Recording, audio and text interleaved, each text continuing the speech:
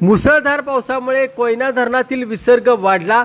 धरणाचे दरवाजे 4 फुटांवर, विसर्ग 23,520 क्युसेकवर। कोयना धरणाच्या पाणलोट क्षेत्रात सुरू असलेल्या मुसळधार पावसामुळे धरणातील पाणी साठ्यात झपाट्याने वाढ होत आहे। त्यामुळे प्रशासनाने धरणाचा विसर्ग पुन्हा वाढवण्याचा निर्णय घेतला आहे। शुक्रवार 31 जुलै रोजी रात्री 12 वाजल्यापासून कोयना धरणाचे 6 वक्र दरवाजे 3 फुटावरून 4 फुटांपर्यंत उघडण्यात येणार आहेत।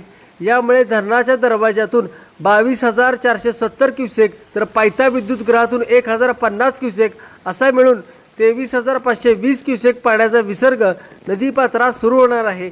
दरम्यान पाटण तालुक्यासह संपूर्ण पाणलोट क्षेत्रात ढगफुटी सदृश पावसामुळे अनेक ओढे नाले दुथडी भरून वाहत असून काही ठिकाणी रस्त्यांवर दरडी कोसळणे, झाडे पडण्याच्या घटना घडल्या आहेत। नदीकाठच्या नागरिकांनी सतर्क राहावे, नदीपात्रात उतरू नये आणि प्रशासनाच्या सूचनांचे पालन करावे असे आवाहन करण्यात आले आहे। मुक्तागिरी न्यूजसाठी विद्या मासुर्णेकर, पाटण।